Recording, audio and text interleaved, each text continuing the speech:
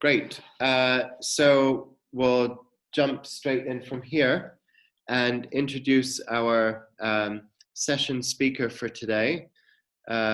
He's Eunse Lee. He's someone that I've known in the startup scene now since 2012.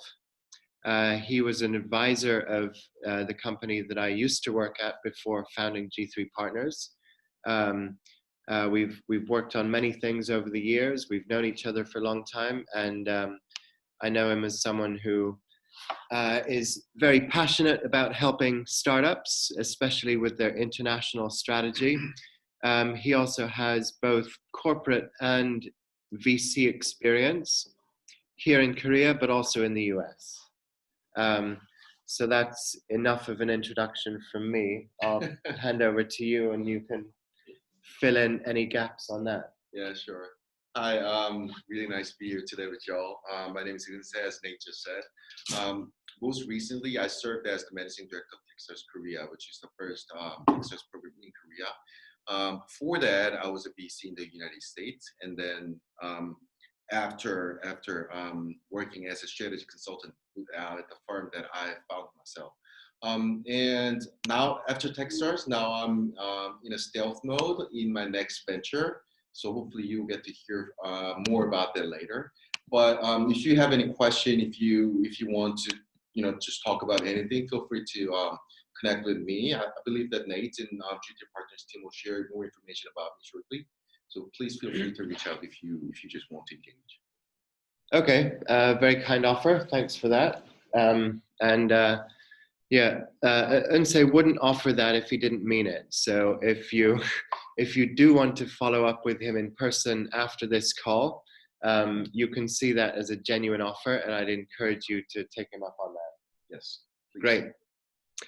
Okay, so the topic of the session today is how to maximize engagement and outcomes with international companies. Now, it's a broad topic, and we won't be covering everything today.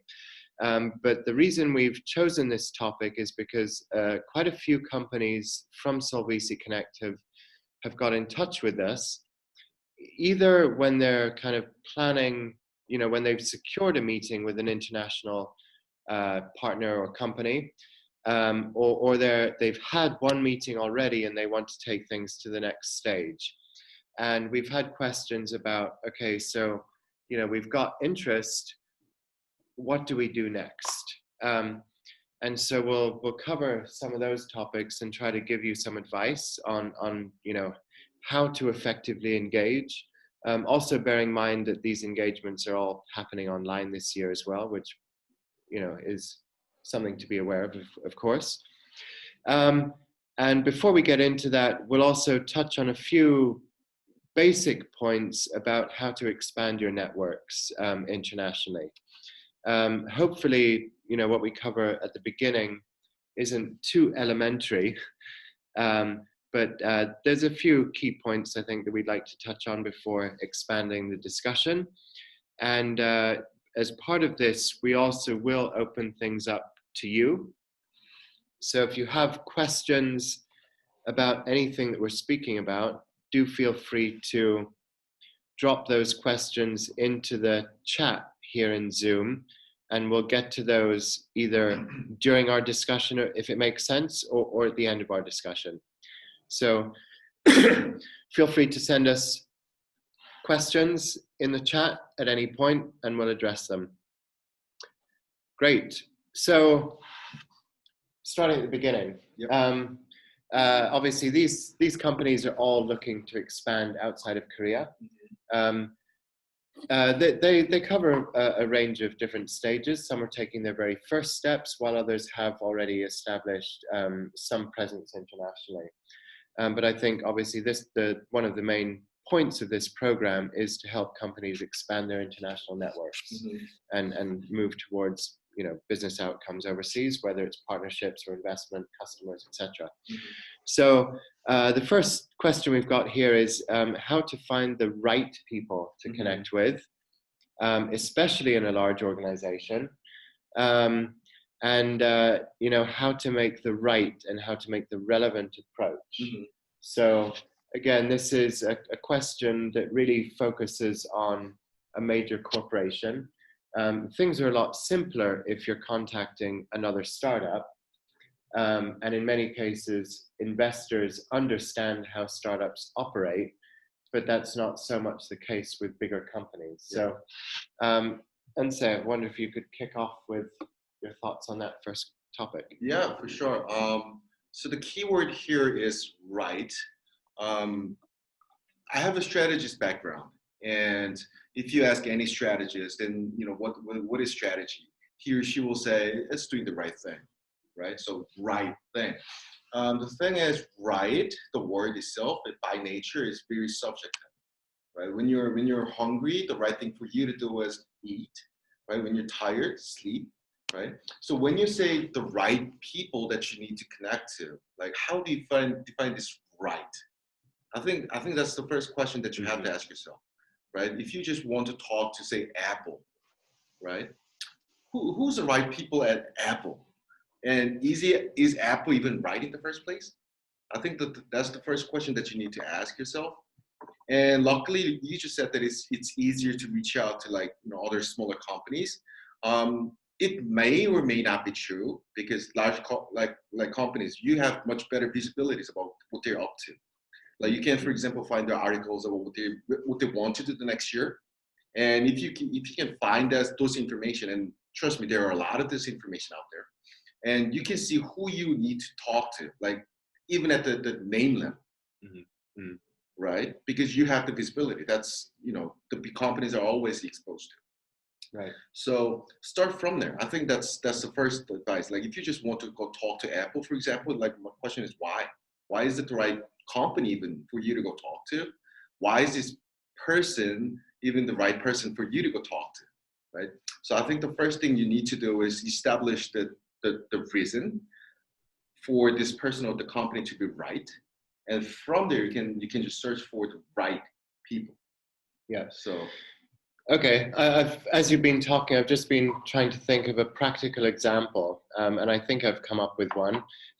We obviously can't provide a practical example now that's relevant for all 25 companies in the program, but something that's just come up recently is the fact that Apple has just launched their first 5G enabled phone just within the last few weeks. So let's say that you are operating in kind of 5G innovation as a startup in Korea. Being aware of that announcement is going to be very relevant for you. And if you are targeting Apple as one of your targets overseas, obviously trying to find the individuals who are leading teams specifically related to 5G technology and innovation would be one way of finding the right person. Yeah, exactly. Rather than just a manager at Apple. Exactly. Yeah. And if you can find this information, you can, like I said, you can usually target this person at the name level. Yeah. And if you have the name, and probably you can find which department he or she is what, and you can start from there, right? Yeah.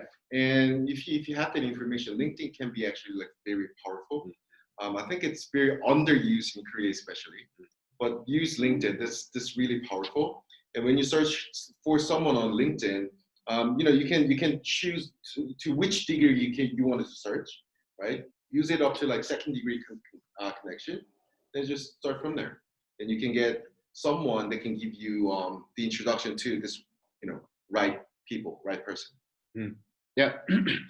And in terms of finding the names, I mean, LinkedIn is obviously one great source. If you did a search within LinkedIn for Apple 5G, maybe one or two other key search terms, you would then get a list of actual people. Yeah, and also I'd like to just add one more thing, because we are startups, our bandwidth is limited. That doesn't mean that means that we can get 100 POs at the same time. Probably one or two, maybe three tops, right? So it's about the quality of these people, this POC project, than the number of this project, right? So get the right project. from the right people, from the right organization. I think that's a key. So keyword here is right, I think. Yeah. A couple of other practical tips on how to find the right people. Often, if people are quoted in the news, it means that they're leaders. So, if there's an announcement about, let's say, Apple's 5G smartphone, and there's an article and it quotes someone from Apple, chances are that's the right person. Similarly, if people are listed as speakers at major events, speaking on a topic, there's a good chance that they would be the right people. Yeah, and you just got to be aggressive, right? You just need to find the right people and then just reach out to them. Because like I said, at the end of the day, you don't need 100 projects. You just need probably 1 or 2 or 3 tops, right? So this is nowhere you need to be like moderate or humble. This is where you really need to be aggressive. So that's my 2 cents. Cool. The next topic we've got, I think, is just a few simple practical tips. So once you've identified the right person, how do you make the right approach? Right. So this really depends, right?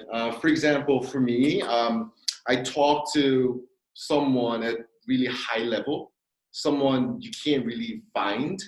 Sometimes I just reach out to them and I just say, hey, you know what?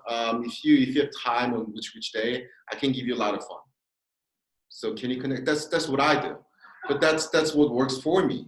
So I think it's about finding your style. But most of the time, you want to find this alignment between you and the person that you reach out to.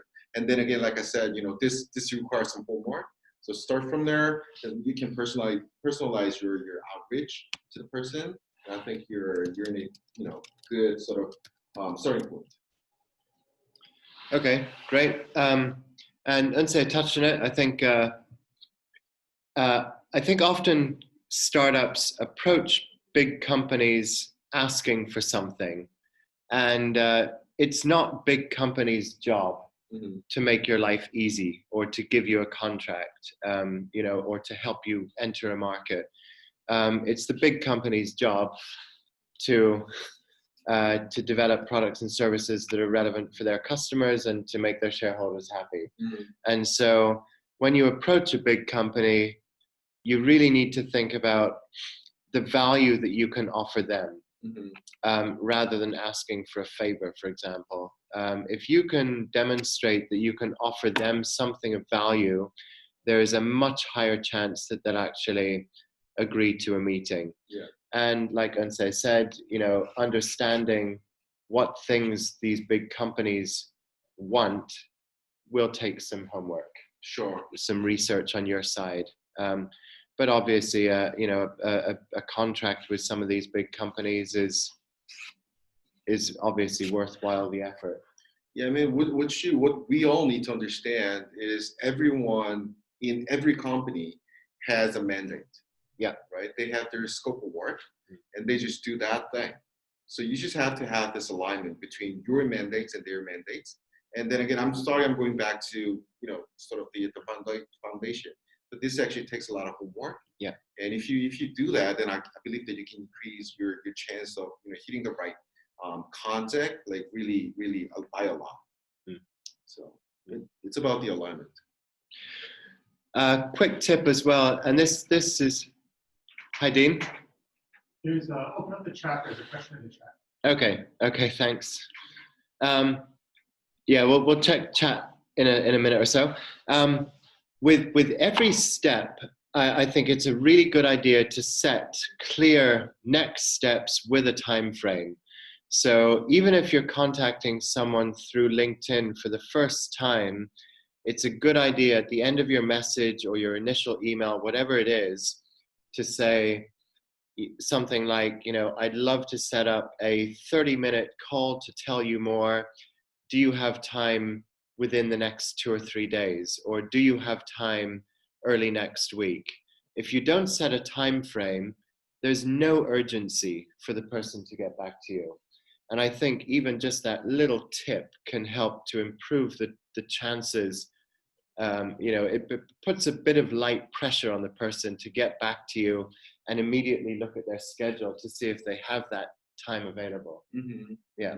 So yeah, obviously you want to include this call to action at the end of your Yeah. message. That's for sure. Yeah. Without, I mean, the difference between the messages that has the call to action and the message that don't have this call to action, the difference is really dramatic. Mm-hmm. So please try to always include this call to action. Yeah. It's such a small thing, but it can make a big difference. Worthwhile remembering. By the way, do not include your calendar if you use it. Do not include that, especially with VCs and this corporate people. We tend not to like it. So don't just do that. Just try to get a few time slots of your availability. Mm-hmm. Right. I believe that's the right word to use. Yeah. Yeah. Cool. Okay, so you've identified the right person. You've sent your message out. You're setting up your meeting. What should you prepare for meetings? What are a few key tips? Now, a couple of these things we've touched on already, so we don't need to cover it all. But how do you prepare for your first meeting with a big corporate? The first thing I would like to think about is the alignment between their mandates, what they have in hand right now, their immediate needs, and our value proposition. I believe that's the first thing, right? And with that, like you talk to this person, and because you already know what this person would need to achieve, then you can just talk about this alignment, like why you need to why this person actually need to talk to me, right? So the first thing you need to think about is alignment. And if you have that, the call doesn't have to be like 30 minutes. I've seen many cases, many deals happen in like 15-minute calls, which leads to the next meetings and the next meetings, right? So just be ready to tell this person that you're the right partner to work with for his or her mandate. Okay. Yeah, a couple of practical things that I could maybe add to that. With startups, and I would say with investors as well. Well, hello? Oh, okay, nothing. Yeah. Especially with larger companies, it's a good idea to understand the profile or the level of the person you're speaking to. Now, this is also perhaps even more important in Korea. Mm-hmm. Managers should speak to managers, or CEOs should speak to CEOs. If you do secure an important meeting with a big international company, and you send a junior staffer to the meeting, it just doesn't look good. And I think even if your C-level or your CEO doesn't speak very good English, that could be a concern. It's a good idea for them at least to show their face and say hello, because it demonstrates that you're serious about the meeting. Yeah. Investors, corporate people, the CEO has to be present all the time, like period. Like it's not about the English, and actually English is something that you can work on, right? If you just practice your pitch, or like the potential possible scenarios of this meeting, like 10 times, 20 times, 100 times, then actually you can improve your English. So the language is not really a barrier. So just be there. You just have to be present all the time. Yeah, I've found as well. I've worked with Korean startups for many years now. Some Korean startup founders do struggle with their English, but what I find is that generally speaking, entrepreneurs are very good at communicating. And communicating is not just about language. So I would say in most cases, your English is better than you think it is. So just be confident about it. By all means, bring another colleague who maybe is fluent in English to just give you that confidence. But I mean, like, sorry I couldn't, but even let's take lawyers, right? Before they go into real like trial, they have this something called like mock trial. Mhm. They're like they think about like possible scenarios and they just come up with the answers, like every possible answers, and they just practice. Mm. Like we can do the same thing, Mhm. right? So let's say this is a 30-minute conversation. Like, try to allocate some time. Like, what do you want to do? Say as your intro. What do you want to ask this person? And just get these things and just get it practiced out, right? I mean, English is not really a concern if you really like if you're just willing to practice. So and then we need to practice. Yeah. Yeah, just to let you know, I have seen the question in the chat, and I'm just waiting for a good time to bring it in. So I'm not ignoring it. Yeah, and it's a relevant question. And so, in fact, I'll just tell you what it is, so you can start thinking about it as well. Sure. So, the question is.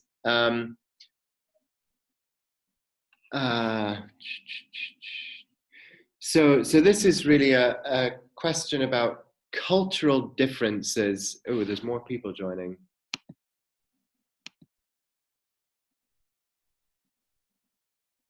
One waiting. So I'm just going to double confirm. Everyone's in right now, I believe. Yeah. Okay. Yeah, sorry, the question was, it's really a cultural question about if there is any differences between, I guess, Korea and Westerners, I guess, in terms of, business culture, meeting culture, this kind of thing. So I think we can address that question in here actually. Yeah, Makes sense, sure. yeah. So moving on to the next topic, which is kind of what you should do during meetings. Do you want to kick off?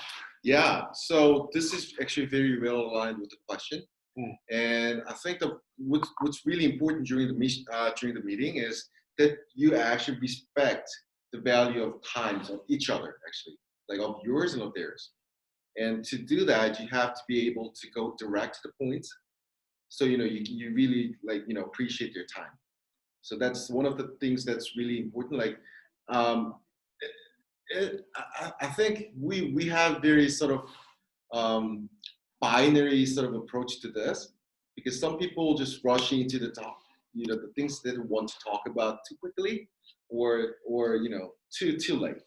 But then again, usually what you can do is you just talk about yourself, build a rapport for like 2 minutes, 3 minutes, and then you just jump straight in about the things that they would like to talk about. And then from there, you pitch yourself like why you're the right partner to his or her mandate. So time allocation and appreciation of their time. I think these two are the really important things that you need to think about. Yeah, following up on that, I've been working with a Korean startup now as an advisor for a couple of years, I guess. He's a very smart guy. He's got a PhD from Cambridge. He's one of the top in his field in the world. But I definitely feel that he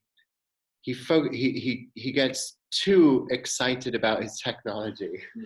And often, if he's speaking to an investor or a corporate partner for the first time, they simply won't understand a 1-hour presentation about the technology. And in many cases, it's too early for that discussion anyway. There's a time and a place for that discussion, but in a first phone call or even a second or third, they really want to understand, what are you bringing to the table? What values are you bringing to the table? Tell me about your business. Tell me about why you founded this business. What's the big opportunity here? And I think this comes down to being able to read the audience. If you can see your audience begin to slowly switch off, you're doing something wrong. Mm-hmm. And maybe what you're doing wrong is you're going too deep into something that they're not really concerned about for right now. That could be the case. And also, you're simply talking about something irrelevant. Yeah. Right? Yeah. So get this alignment. I think that's really important. I believe that's really important. And just stay relevant, right? And also, make a proper sort of, you need to be able to draw these pictures in their mind, because they don't know what you want to give them, they don't know what you want to offer them or what you can offer them, right? So start from their sort of pain point, and then you sell your product or solution at that, right? So again, that's about the alignment. And I'm repeating myself, I know, but it's only because I've seen so many companies that actually doesn't have this alignment at all. Yeah. So start from there. On alignment as well, not every conversation is going to go the way you expect it. And so if there simply is no alignment, then I personally think there's nothing wrong in a lot of cases of just being honest and saying, oh, it's been, thanks for your time and for connecting. Honestly, I don't think there's quite the alignment we were expecting. Yeah, and also yeah, in here you can also include call to action, right? Perhaps you get like 30-minute calls, or but in 30 minutes actually pretty long. If you're really well prepared, then you can deliver what you want to achieve from this meeting on to the next one within like 15 minutes. So be really direct, especially when you talk to someone who makes a decision. Be really direct, use your best source of information to get their pain point first, and then deliver your values on top of that, and just make sure that this person understands that, and just tell him or her I hope this helps. If you believe this is helpful, or if you believe that there's an intersection, then like to talk more with your frontline managers or whatever, right? So include this call to action. That's also very important. I think this intersects quite well with the question we got on chat. So what are the differences in between Koreans and Westerners from this type of in a meeting setting? I guess really for the whole process. Yeah. What are the differences? So I've known this guy. He used to work at one of the Korea's largest company, and I really like this guy. So I introduced him as an entrepreneur to my fellow VC. This guy is really smart. But then later I asked this VC friend what his impression was on this guy, and the VC friend said, "This is the dumbest I've ever met." And the reason for that is that this guy was just there listening the whole time, never asking questions, never pushes back, never nothing, right?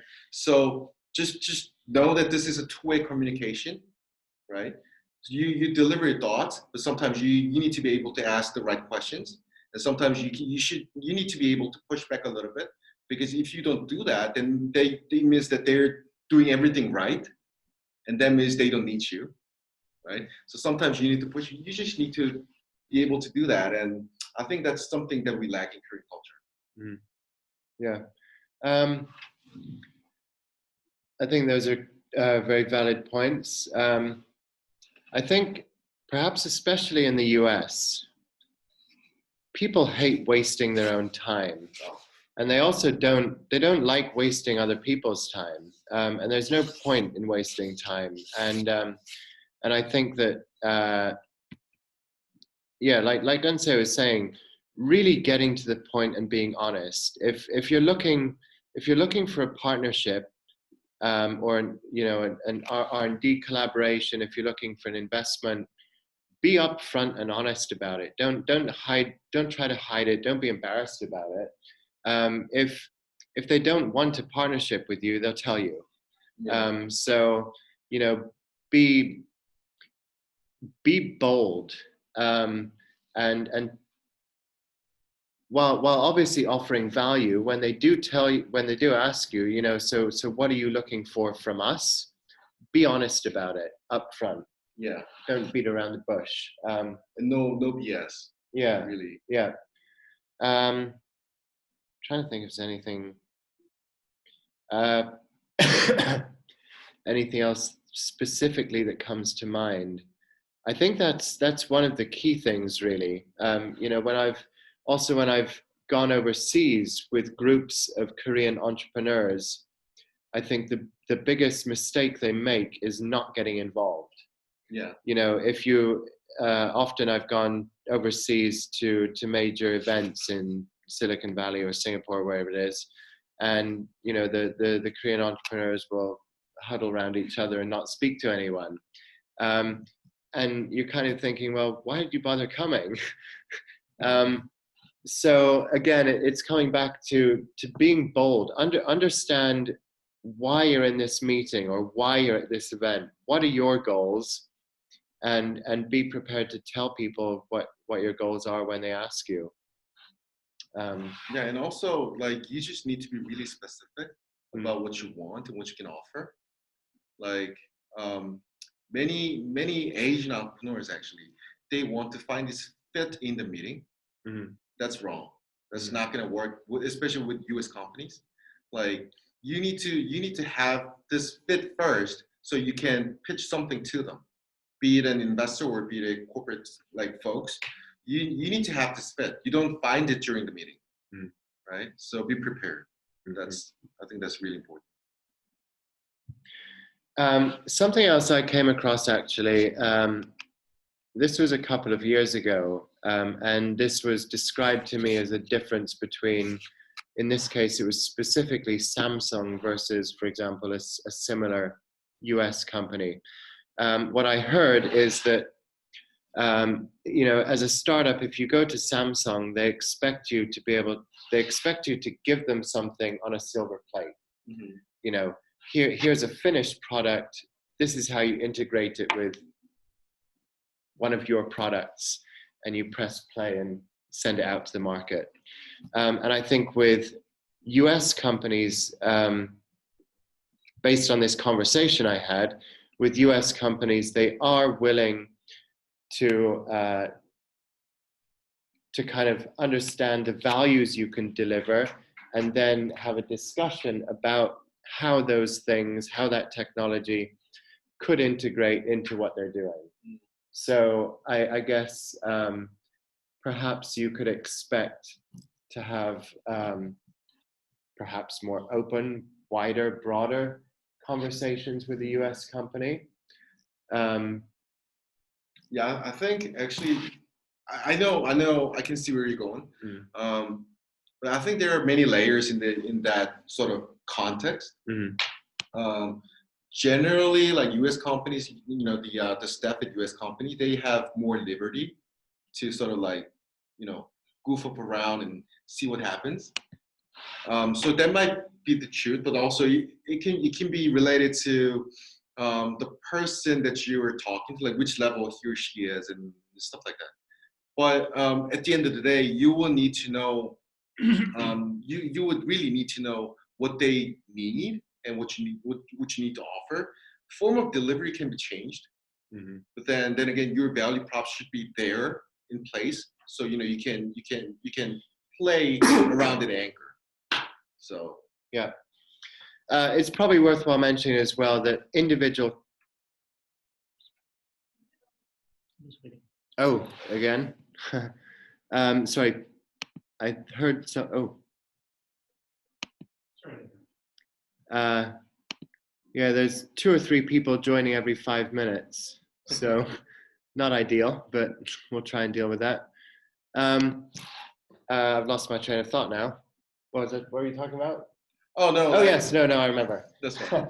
Yeah, so obviously there's cultural differences between countries or regions in the world, but at the same time, there's also big cultural differences between individual companies within the same country. So, you know, the culture at Coupang versus Samsung is going to be very different. In the same way that the culture, you know, if you're approaching, I don't know, Facebook versus Intel or IBM or Qualcomm, it's going to be different. And so I think, you know, and you can get a feeling for the culture of a company by looking at their website. You know, how do they describe themselves? So I think that beyond culture based on kind of ethnicity or race or whatever, there's culture that's based on corporate culture as well. Yeah, for sure. Okay, moving on. And so any quick tips? So you've had the first meeting, everything's gone great. What next? That really depends. That's a really broad question. But usually in the first meeting, like any first meeting with anyone, the purpose of this meeting is to get the second meeting, which is a little bit more serious one. Mm-hmm. And in the second meeting, in the perfect world, and you will get to meet someone who is actually running that thing. So you can get more practical sort of information about, what's going on, and you can find better fit. So it's like step-by-step process. And but at the end of the day, the key is you get more people in that organization or in that department. So you get more like multiple angles of information, so you can provide like better solutions for them. Yeah. Okay. I think the only thing I'd add is just to reinforce that in most cases, this is going to be a process. And your first contact on LinkedIn or by cold email should be simple. Mm-hmm. And over time, you will get a better understanding of what they're looking for, how they operate, what kind of information they're looking for from you, these kinds of things. So see it as a process. Don't send them a 50-slide deck with your first cold email. It's probably just too much. Your email should grab attention. Your first meeting, the main purpose is to get the next meeting. Yeah. And also you need to fight for their attention, your time. Mm-hmm. So if your main mode of communication is through emails, then don't be sort of shy of sending them like updates. Many startups are actually sending out their updates, like be it monthly or quarterly. So just ask this person if that's okay to add this person to your mailing list. And try to, and also be creative to capture the attention, like stay on top of their attention every once in a while. That's really cool. Yeah, very good point. I think a lot of people underestimate the value of an email newsletter. Mm-hmm. Keeps your company top of mind. Yeah. And it doesn't need to be, it can be very simple and short. Great. So I think we've kind of covered everything we wanted to on the kind of process of how to find the right person through to kind of the second meeting stage. And really, once you've got to the second meeting stage, the fact that you've got to a second meeting demonstrates you've done a few things right. Mm-hmm. Is there anything kind of more broadly that you would recommend on the process or what to do at various steps? In terms of the process, I think we're pretty good. Mm-hmm. But then you just need to understand the structure of this company, like how they work, actually, how they operate. Like sometimes this manager really likes you, but then this manager also has this mandate from that requires you to like get certain, let's say, like certificates to move you to the next level. Mm-hmm. So these whole things, you need to understand the dynamics. You need to understand this the structure of the company, how they operate. That's really vital. And again, I mean, you shouldn't be afraid of asking questions, right? Don't wait till you hit this wall. Just lay out first, like I would like to proceed, on this with you. Could you lay out this sort of process for me so we can be better prepared? And most of people wouldn't hesitate to give you the answer, right? So just get the information. Don't be surprised at all along the way. That's actually a bad thing. So be prepared and understand the process and protocols and dynamics and structure of this company on how they operate. Okay, cool. So we have a few other questions that we'll kind of run through. Obviously, if people do have other questions for us, let us know. In terms of the process, we've kind of covered things from identifying targets through to the second meeting. Mm-hmm. Now, obviously, that's not the end of the process. The end of the process really would be signing contracts, doing actual projects, and then wrapping up those projects or whatever it is in a successful way. If you do have specific questions on any of those things, we'll try and answer them for sure. But I think we've covered the main topics that at least are covered by this project as well. Yeah. Yeah. So one thing that I've seen a lot, and it's frustrating to see, is the fact that often, even though there is great interest from both the startup and the corporate side of working together, there's chemistry on a kind of human level. There seems like there should be something that can happen, but in most cases, honestly, nothing actually happens. And I think that this is, we were talking about culture earlier, and I think it's relevant to that. I think often there's a disconnect in culture between startups and even SMEs and big companies. And I wonder, Eunse, if you could touch on this. So what is leading to this disconnect? What is preventing good opportunities from not happening, and what can these guys do about it? This is really a lot of question in there. In one question, there's like so many questions. I don't really see it as disconnection. Okay. Or differences. Perhaps it's more about the distance between where you are and where they are, right?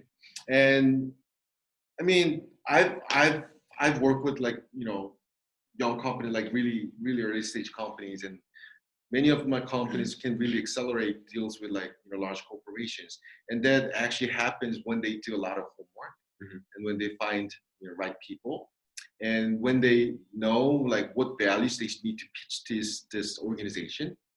So I think it's about the combination of your knowledge, your their needs, and your offering. So when that happens, things can happen really fast. And after that, it's about who you talk to. I've seen many of my companies actually are very aggressive and bold. They wouldn't hesitate to reach out to this CEO of Johnson & Johnson, for example. Right? It's totally fine. It's something you need to do actually, right? So try to target on someone who can actually make the decision or facilitate the decision. Do not start from the foot soldier. You're not going to go anywhere, right? So sometimes you need to do top down rather than bottom up. So that's one thing. And also, it's just totally fine if you ask questions when things are not going fast enough in your opinion. Then just tell this person, ask this person, what's the hold up? How can I make this things easier for you to move forward, right? It's just totally fine you ask the question. So don't just stay on this receiving end of information or questions. Sometimes you have to switch side and you ask questions and find the solution. I feel that sometimes the balance of power isn't equal. I think that sometimes startups feel that they're the underdog and that they just have to follow what the corporate is telling them. Now, obviously, if you're talking about a big partnership, if the company is going to be paying you a lot of money, whatever, you have to be respectful, have to be aware of that. But the company wouldn't be working with you if you weren't providing them with a value. And so if you have got to this point where there's genuine interest in doing something, you have to be bold about the way that you do things as a company. They will be bold about the way that they do things, their processes, their protocols, their requirements. And I think at the same time, you have to explain how you do things, and it's a case of meeting in the middle. I think if you turn into just agreeing with everything, ultimately you'll back yourselves into a corner that won't be feasible for your company. And also, I think you need to have this balance between being aggressive and being realistic. If you don't know anyone into Apple, then probably that's not something you should do. Going after Apple, because it's going to be really hard. It's going to take some time. I mean, if you're willing to invest time and if you're willing to invest your energy and resources into getting this lead into this organization, then it's fine, right? But the key is the balance, like being realistic and being aggressive.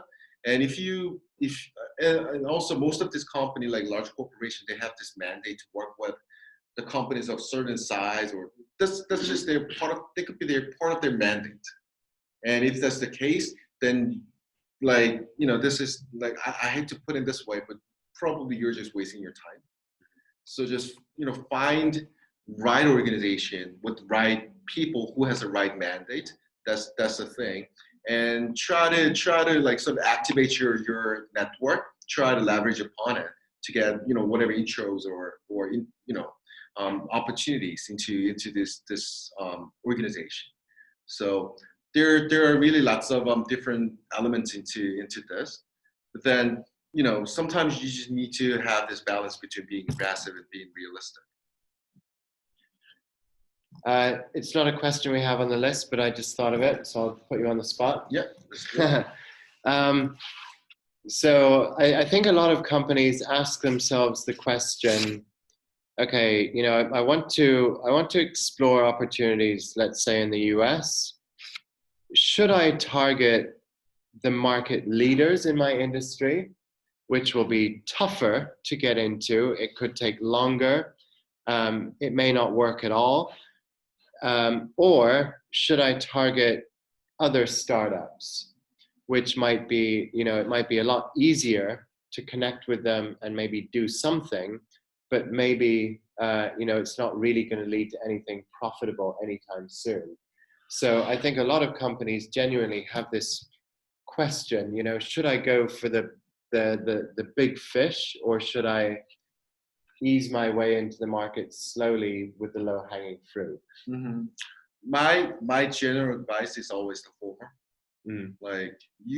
Like I said, you're a startup. Your bandwidth is limited, so you can't take like 100 projects anyway. Right. So in this case, the quality is way more important than the number, right? So my general advice is usually and generally the former. And in there, it's about how strategizing how you get into this opportunity that you see with this organization. Mm-hmm. So yeah, that's my 2 cents. Like especially if you're a like B2B solution company, my general advice is usually just go for the good one, so you can you have that sort of like better project as your record trigger point. Makes sense. Yeah. Okay.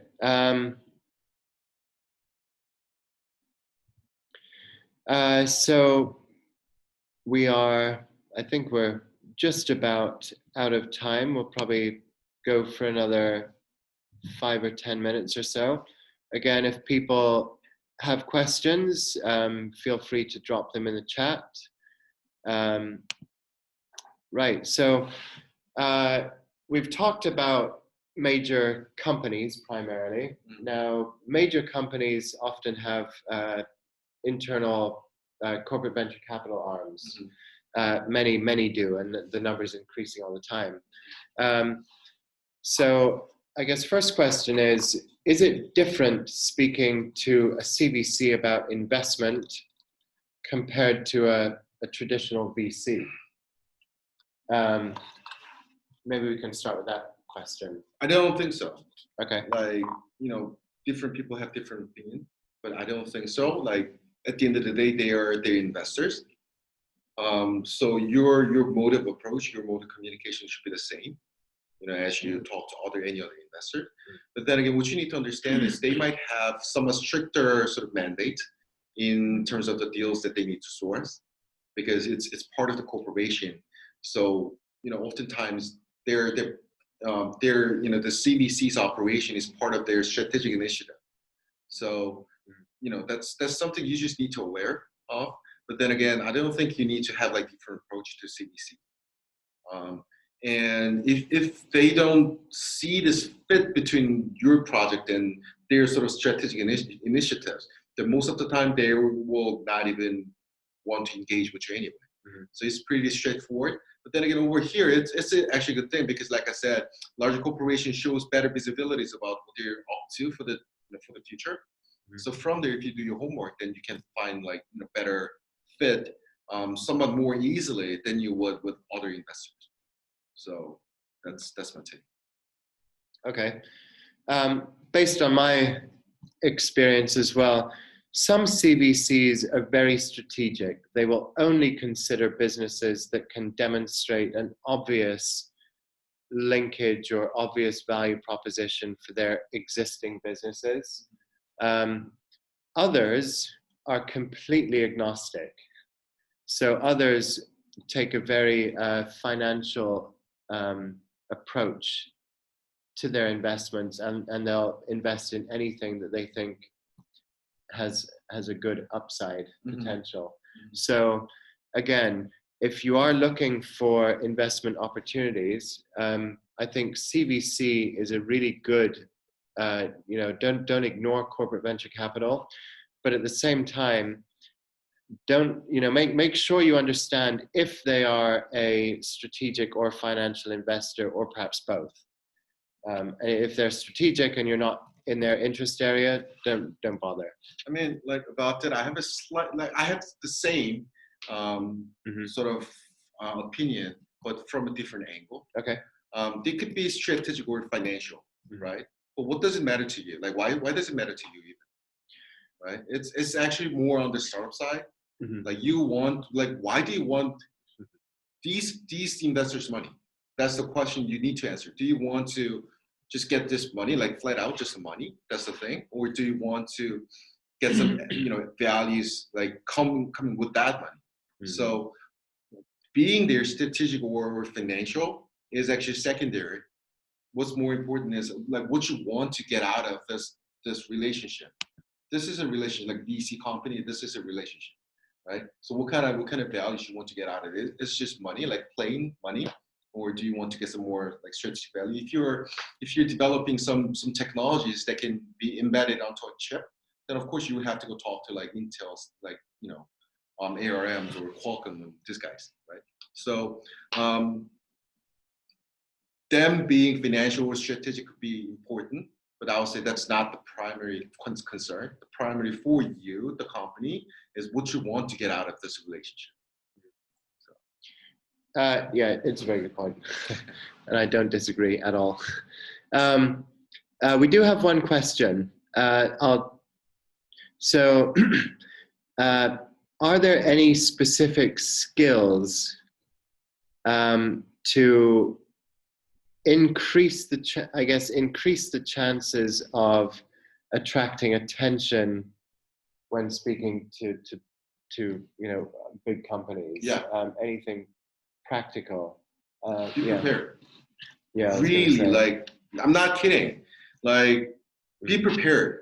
Think of every possible questions that you might get in that meeting. Be prepared for everything. And this is not too difficult.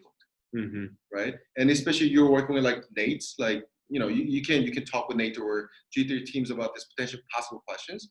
Get prepared. Like, you get this question, then you just shoot this answer right away. You get the other question, just shoot the answer right away. That way you can impress these people. So be prepared. Yeah, I honestly can't really think of anything else that would be more important than that. If you can imagine, if you were on a call with someone and they didn't seem to have any understanding of what you do, or what your motivations are, your plans for the future, you would be disappointed. And I think if you're speaking to corporates, that level of expectation that you come into the meeting knowing stuff is going to be higher, always is going to be higher. Even things like doing a quick Google News search for the company on the day before or the day of your meeting, it's surprising how often that throws up something interesting. Yeah.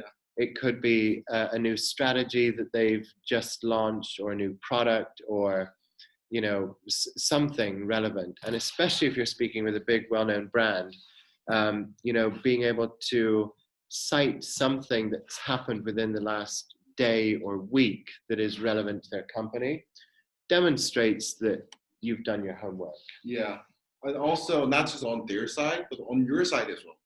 If you got questions like, what's your ownership in the company? Just give it to the exact number. Being able to do that means you really know what you're doing. If they're asking you about your financials, just be prepared to answer in like really straight and dry format. Like just get the number right away. I just can't give you this because I know that we're that, right? And if you get to work together anyway, then you will know. So what's the point of So just be really direct. Just get on top of everything that you can be prepared with. Yeah. Maybe one other quick practical tip as well. I don't think we've covered it. So if a big company has asked you for a meeting, then you're absolutely within your right to ask them specifically why they want to have a meeting. Oh, yeah. And if you understand why they want to have a meeting and what they want to talk about and what their goals are, or even the next steps, it helps you really focus your preparation. So that's if they've asked you for a meeting. If it's the other way around and you've asked them for a meeting, again, be very specific with them about what you're looking for from the meeting, and perhaps even, send through a quick agenda or, topic outline or, question list or something that helps set the context. And if you drive the content of the meeting in that way by telling them up front what you're going to talk about, it's more likely that you can then also focus your effort on the things that you want to talk about. Yeah. And So again, preparation. I think it really all comes down to preparation. Hopefully that helps. Yeah, I mean, I'm not kidding. People might think that I've just made it, sound so easy, too easy. But then really, these are important meetings that you're going in, right? So given the importance of these meetings, like, set aside, I don't know, like a couple of days and just be prepared for the meetings, and that'll go a really long way. So just really be prepared. That's what we'll need to do. Maybe on the same note, for any additional meetings that we are scheduling for you for this program, Peter especially is doing a lot of background research to prepare these meetings. And I know that in every case, there is a specific reason why we are making the introduction for you. Now, if you don't understand what the specific reason is, it's unlikely that you'll get the maximum benefit from that meeting. So if we, as G3 partners, are introducing a company and you're not sure why we've made the introduction, do ask us, because first of all, you need to know why you're having a meeting. Yeah. Otherwise, it's just a waste of time. And secondly, that there will be a reason, and in explaining the reason why you're having, or why we've made the introduction or suggested the meeting, it'll help you plan and get the maximum benefit from it. So feel free to ask, whoever it is from the G3 side, what the meeting's about and why we've made the suggestion. Cool.